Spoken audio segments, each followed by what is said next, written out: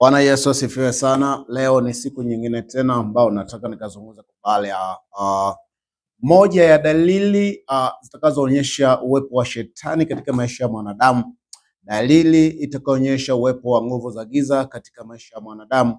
Utajuaje ya kwamba shetani yupo ndani ya mtu huyu? Zipo dalili nyingi, lakini leo nitaenda kuzungumza kipengele ambacho kinasema mapepo husababisha watu watende yale yasiyokuwa ya asili yao, yasiyokuwa asili ya binadamu. Asili ya mwanadamu ni kutenda mambo yaliyo mazuri, ni kukaa sehemu ambayo ni nzuri, ni kuwa na shangwe, kuwa na furaha, kuwa na ushindi, kuwa na amani muda wote, kuwa na mambo kaza wa kaza. Kwa hiyo mapepo husababisha watu watende mambo ambayo sio asili ya binadamu. Sasa mambo hayo utajuaje? Katika kile kitabu kile cha Luka sura ya 8 mstari ule wa 27, kitabu kile cha Luka sura ile ya 8 na ule mstari wa 27, 8 na ile 27, ngoja tuangalia mambo machache hapo. Kitabu kile cha Luka sura ile ya 8 na mstari ule wa 27, Luka sura ya 8 mstari ule wa 27, ngoja tuangalie mambo machache hapo. 27, Biblia inasema kwamba naye aliposhuka pwani alikutana na mtu mmoja wa mji ule mwenye pepo. Hakuvaa nguo siku nyingi, wala hakukaa nyumbani ila makaburini.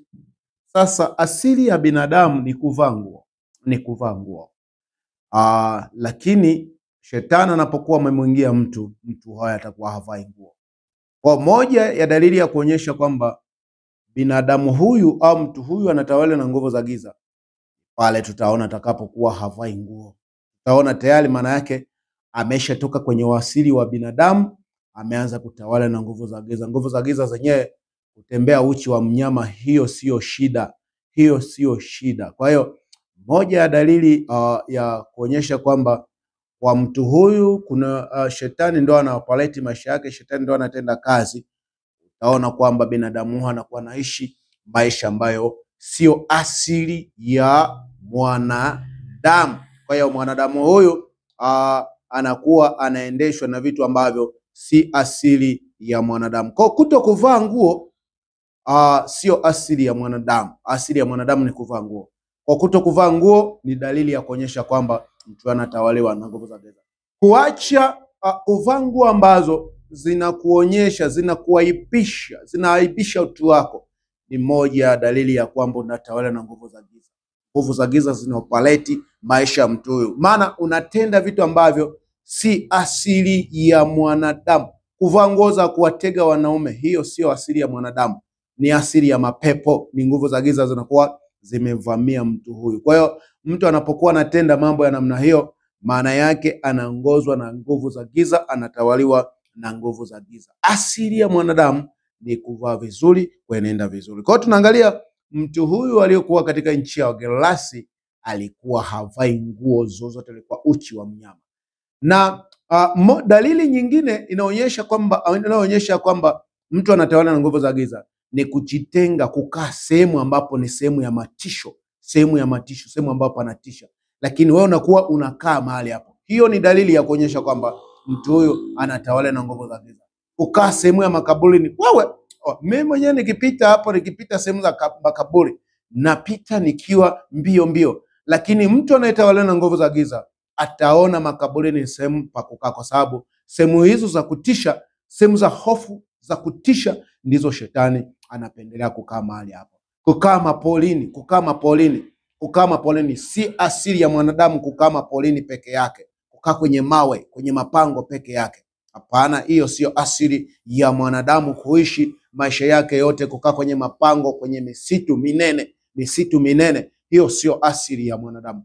Kwa uwepo wa shetani katika maisha ya mtu itamfanya kuanza kuishi maisha ambayo sio asili ya mwanadamu. Kwa mwanadamu yeyote asili yake ni kukaa sehemu na watu wengine, sehemu zenye amani, sehemu zenye furaha, hiyo ndo asili ya mwanadamu. Kwa huyu mtu wa Gerasi tunaangalia kwamba alikuwa anaishi maeneo ambayo si asili ya mwanadamu. Mwanadamu hakai ni sehemu zenye kutisha.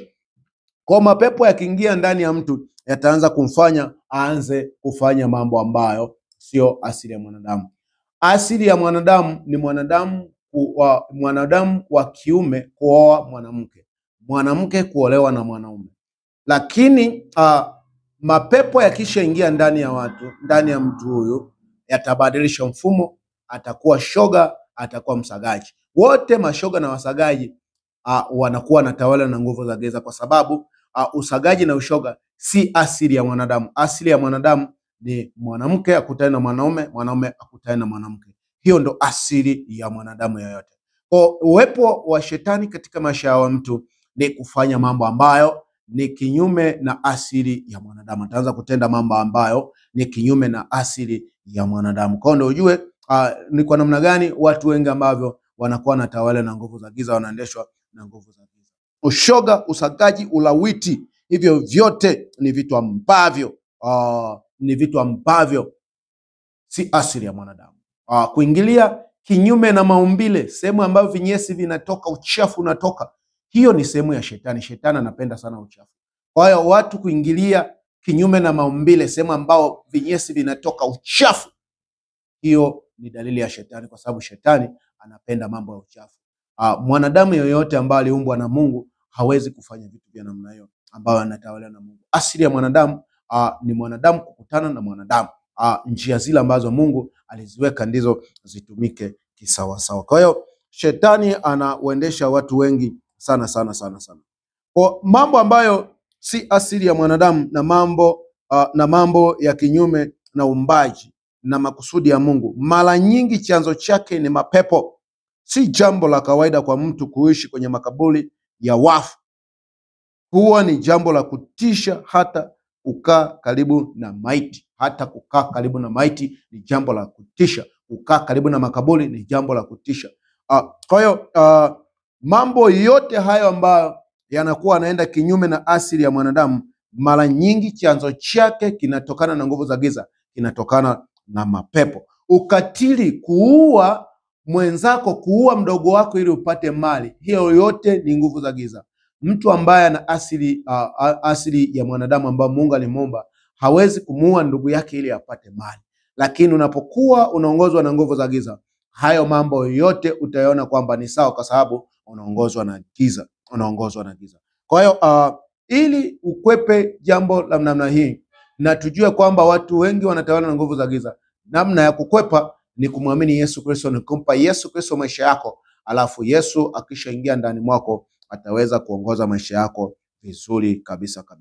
Kwa mapenzi ya jinsia moja ni mfano mzuri wa tabia isiyo ya asili ya wanadamu. Kuua watu ni asili ambayo ni tabia ambayo si asili ya mwanadamu. Kuua mtu ili upate mali, kuua mtu ili upate shamba, kuua mtu ili uwe na biashara, kuua mtu ili upate cheo, hiyo yote si asili ya mwanadamu. Kwa ni dalili ya kwamba mtu huyu anaongozwa na nguvu za giza. Kwa hiyo ndugu yangu, ukiona kuna hali fulani inakuja ndani katika kichwa chako ambao ni si asili ya mwanadamu, basi tambua kwamba hilo wazo limetoka kwa Ibilisi, na kama utaendekeza na kama utamruhusu atawale maisha yako, basi upo katika hatari ya kupotezwa kabisa. Ukiruhusu hivyo, ni hatari sana. Mapepo yaliyomtawala kichaa Gelasi yalimfanya afanye mambo yasiyo ya kawaida. Sio kawaida kuishi makaburini, sio kawaida mtu mzima kutokuvaa nguo. Yaani hata tunaona sasa hivi wanawake wengi, watu wazima kabisa, anatembea nguo zipo wazi. Sasa hivi tunaona hata kwa mitandao watu wengi wanakuwa wanaonyesha kabisa uchi wa mnyama hajavaa nguo. Hiyo yote ni dalili ya kuongozwa na nguvu za giza. Uonapo hivyo, usikimbilie kaka, dada, kijana, usikimbilie hao ambao wanakuwa wapo uchi mitandaoni. Utavamiwa na mapepo na roho za uzinzi, roho za kuzimu, mapopo bao, majini mahaba yatakuvamia. Tafuta mke katika mitaa yenu huko, makanisani huko mnakoabudu. Unashindwaje kutafuta huko? Naanza kutafuta mtandaoni huko. Mtu yupo uchi kabisa, ndio utaanza kuvamiwa na majini mahaba, ataanza kulala nawe usiku. Namna ya kuyashinda hayo ni kumwamini Yesu Kristo, kumpa Yesu Kristo maisha yako. Ukishaanza kuona dalili za kuongozwa na mapepo, kama nilivyotaja hapa, vitu ambavyo si asili ya mwanadamu, anza kukimbilia mara moja kutafuta msaada kwa Yesu Kristo, naye atakusaidia na utashinda katika hicho. Mungu akubariki sana. Amani ya Kristo nawe pamoja nawe. Amen.